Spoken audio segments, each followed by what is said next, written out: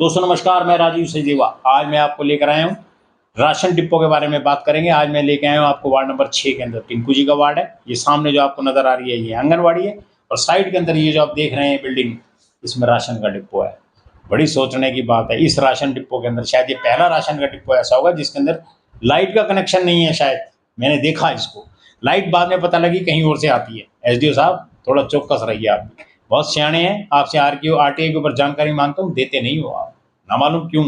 ये तो चलो आप सेकंड अपील में खड़े हैं, वहां मतलब बातचीत होगी, देखते हैं।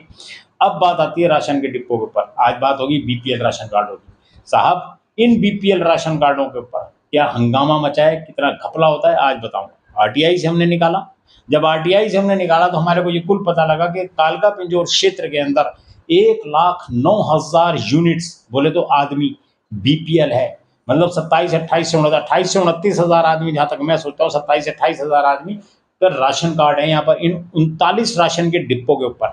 साहब कैसे होगा? और एफएसओ साहब लांबा जी, मैं अब आपसे कहता हूँ, और शर्मा जी, आप दोनों ने कभी प्रॉपर जाके डिपो चेक किए? और लांबा जी आपका तो कहना ही क्या, महीने में 4 दिन तो आपके दर्शन नहीं होते होंगे यहाँ पे। आपको तो कभी कुछ प्रॉब्लम रहती है और कभी कुछ। मेरे ख्याल आप 31 तारीख को जो तनख्वाह होती है उस दिन शायद आप जरूरी हो, आप ना फोन जरूर खोल के ये देखते होगे कि मेरी तनख्वाह कब आई। आपको काम से मतलब नहीं है। और लांबा जी, ये जो मैं कागज दिखा रहा हूँ ना, ये मेरे हाथ में है। इसके अंदर क्लियर लिखा गया है एक राशन कार्ड के ऊपर कितने बीपीएल हैं। साहब एक राशन के डिपो के ऊपर आप कभी आपने जांच की इन चीजों की? आप कहेंगे ये मेरे क्राइटेरिया से बाहर है। बहुत अच्छी बात है, आपके क्राइटेरिया से बाहर, और बाहर ही रहना चाहिए, क्योंकि अगर आपके क्राइटेरिया में आ गया तो और मुश्किल खड़ी हो जाएगी, ये तो है ना। और सबसे बड़ी बात, आज जिन लोगों को राशन चाहिए उनको नहीं मिलता, जिनको नहीं चाहिए वो आके लेते हैं। कभी भी किसी दिन आइए, आप आके देखिए। मैं तो प्रत्येक आदमी से कहता हूँ जो जनरल कैटेगरी से आए, राशन के डिपो की दुकान के ऊपर राशन डिपो पे है, और देखें कितने राशन बढ़ता है।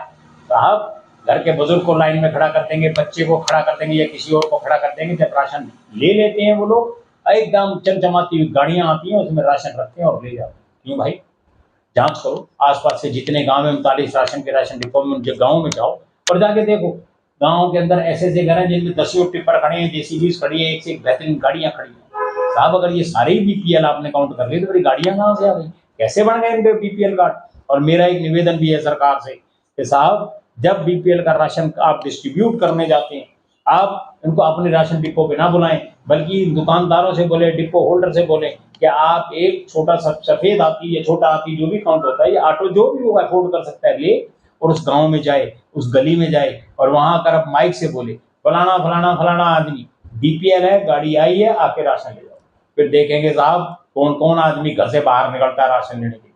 और सरकार की एक बहुत अच्छी मुहिम भी रही थी पिछली सरकारों में, यही सरकारों में खत्म कर दी गई कि हर घर के आगे जो बीपीएल राशन कार्ड का depot, BPL ration depot holder था, राशन लेने वाला व्यक्ति, उसके घर के बाहर एक स्टिकर लगा दिया जाता है, इस घर में बीपीएल परिवार रहता है। साहब अब नहीं लग सकता, वो लग सकता है। आधे से ज्यादा लोग कार्ड को सरेंडर कर देंगे और प्रत्येक व्यक्ति को पता लग जाएगा कि यहाँ पे तो बीपीएल फैमिली रहती है, क्योंकि जब उसके घर के बाहर थार गाड़ी खड़ी होगी या बेहतरीन गाड़ी खड़ी होगी तो उसको पता लगेगा यार ये तो बीपीएल नहीं है। साहब ये सारी की सारी कमी इन अधिकारियों की, इन छोटे मोटे नेताओं की, इन डिपो होल्डर्स की एक नेक्सस है। इस नेक्सस की जांच होनी चाहिए कि इतने लोग बीपीएल कार्ड होल्डर हो कैसे गए। राशन डिपो के ऊपर एक कोई कार्ड की जांच नहीं होती, जो आता है अपना कार्ड दिखाता है और अपना ले जाता है। सरकार से अगर हमने पूछा कि हमारे को जानकारी दी जाए, इनके टेलीफोन नंबर्स पता लगे, इनका एड्रेस, बोले साहब हमारे पास कुछ नहीं है, अपने आप ये लोग बीपीएल कार्ड बनवाते हैं, अपने आप ही आ जाते हैं, हम लोग एंट्री करते हैं, इनको राशन दे देते हैं। बड़ी विचित्र बात है यार, ऐसा कैसे हो सकता है? कैसे हो सकता है? कहीं ना कहीं तो हार्ड कॉपी जमा होती होगी। मैं भी कोई आरटीआई बाय मेल भेजता हूँ या फर्स्ट अपील भेजता हूँ तो उस अधिकारी को मेरे को उसको हार्ड कॉपी देनी पड़ती है, चाहे मैं सेकंड कमीशन में जाके दूँ, चाहे मैं बाय पोस्ट भेजूँ। साहब हर जगह हार्ड कॉपी ली जाती है, और अधिकारी जब ये कहता है कि मेरे को हार्ड कॉपी नहीं मिलती, वो इसका मतलब सरेआम झूठ बोलता है। सरकार से निवेदन है कि जितने भी लोग आपके राशन के दफ्तर में यहाँ बैठे हैं और वो अगर कहते हैं कि हमारा काम नहीं है तो उनको उठा के ले जाओ। लांबा जी को बोलो उठाओ अपना सामान और चलो यहाँ से, ले जाओ अपने, वो इंस्पेक्टर साहब जो है आपके शर्मा जी, उनको भी ले जाओ। इसलिए लोगों को तनख्वाह दी जाती है।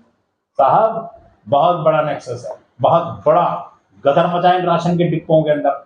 जिसको चाहिए उसको नहीं मिलता, जिसको नहीं चाहिए उसके घर में ढेर लगा रखा है। जांच होनी चाहिए कि कितने कैसे कैसे राशन के डिब्बों पे कार्ड होल्डर्स हैं, और ये जिम्मेवारी एमसीज की भी लगानी चाहिए। मेरा निवेदन है सरकार से, इन चीजों की छोटी छोटी चीजें हैं पर इनकी जांच होनी चाहिए, एमसीज को भी कवर करना चाहिए। धन्यवाद।